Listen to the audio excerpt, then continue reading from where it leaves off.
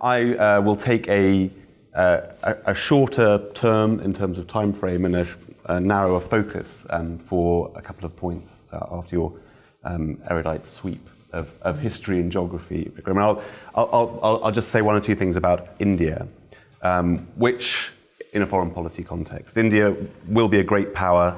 Its economy, its demography, its nuclear arms make that inevitable.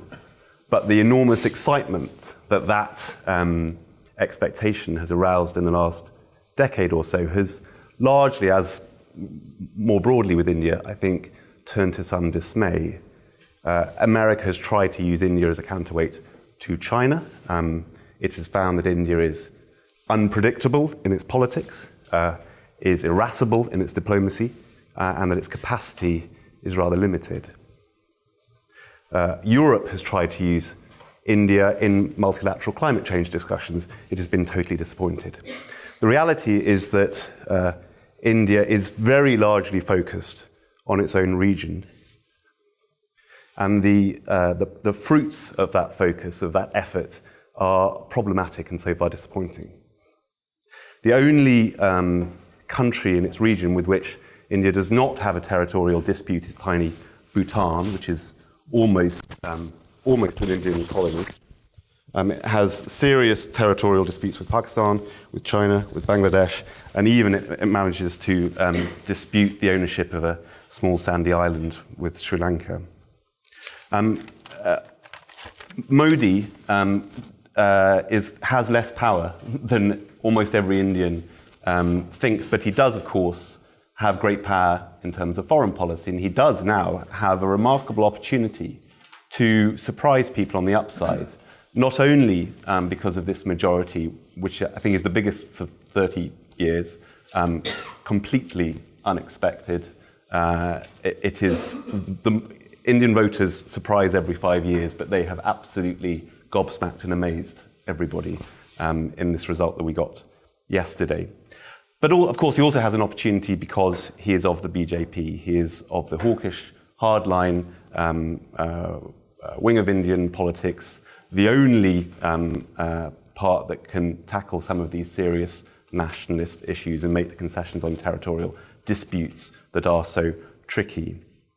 I see very little reason to hope that he will realise that opportunity, though, of course, as in all ways, we must sort of clear the decks and hope to be surprised on the upside by Modi. I think that who he appoints as his foreign minister will be an interesting clue. If Arun Jaitley, for example, we can expect nothing imaginative. He's effectively a placeman of Modi who will try to avoid controversy in any policy. If he were to appoint Sushma Swaraj, who was an early rival, it might be rather interesting. She's an imaginative, free-thinking, rather liberal BJP politician, and I think she would see foreign policy as an opportunity to distinguish herself where, frankly, there are no others. But there's a frail reason to hope. If you actually break down the major regional problems, none of them looks especially propitious for improvement just now. Nawaz Sharif has already been on the phone to Modi, inviting him to Pakistan. I think that will happen. Modi doesn't have a foreign policy, but he has certain posturings which have suited his domestic political agenda. And of course, as a man of Gujarat on the front line with Pakistan, on the front line with the historical fault line between the Islamic West and the Hindu South and East, as his party see it, he is steeped in Pakistan baiting.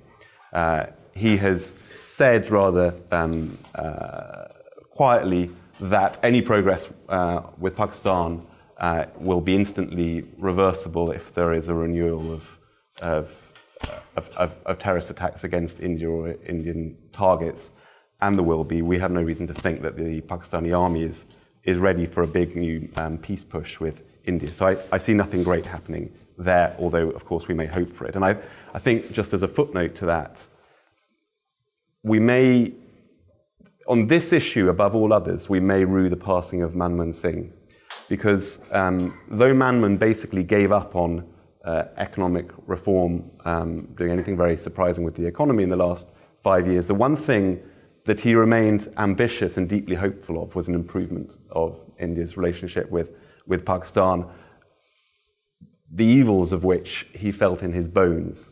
Manmohan, of course, was born on what's now Pakistani soil. Narendra Modi is the first Indian leader who was born after 1947, who does not feel the scar of partition, the subcontinent's original sin, if you like, in his very bones and nature. And I'm afraid that whatever has been achieved in the last 15 years, which is not inconsiderable in Indian-Pakistani relations, we may not see a continuation of that. Very quickly, on China, where again we have seen steady improvement in the last 20-odd years, but no real promise of a settlement of the enormous territorial dispute, even though we know what the answer is, and that's appreciated on both sides of the border, effectively a recognition of the status quo.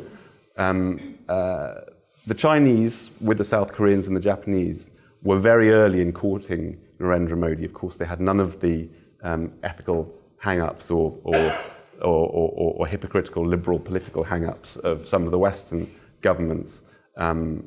But that will not translate into a new willingness to settle a territorial dispute that China has no eagerness to settle. It thinks that its former willingness to give up its claim to the eastern part of the dispute, Indian Arunachal Pradesh, as the Indians call it, may need some revision.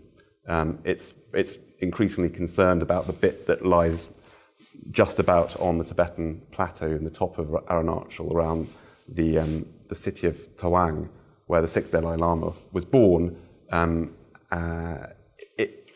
This has become absolutely entwined in Chinese thinking with its concerns about Tibet, such that a settlement of that particular border issue, I think, is impossible for now.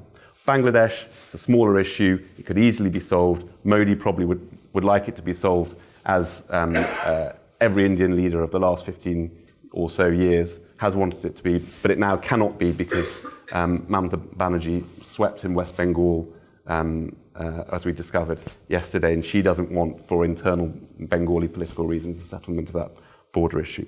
I'll sort of stop there, but just to sort of bring things to a point, I think that to the extent that the Modi BJP government will be worried about foreign policy, it will be, of course, trying to refresh the relations between the party and the Western powers, but with additionally perhaps some focus on West Asia, because India really does need energy from there, and the Saudis and the Qataris are unimpressed by Modi's record for obvious reasons. So I think that there will be some diplomatic push there.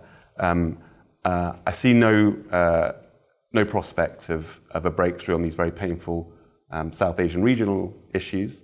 I have nonetheless a sort of broad expectation that India will, in the end, surprise us on the upside, as I generally think it will, that it will slowly formulate a foreign policy of pragmatism, economic self-interest, but with more capacity to understand the world at large and engage in a multilateral sense more constructively than it recently has. But with that, I suppose, I do have a fear concerning this new BJP government, which has been elected on a wave of such extraordinary and such extraordinarily unrealistic expectation and hope.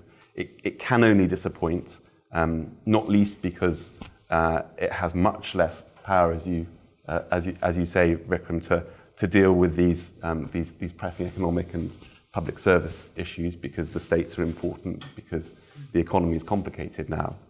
And there is just that fear that when despondency and disappointment sets in, there may be, at some level in the party, an effort to deflect that despondency, and we may get communal or international tensions with Pakistan.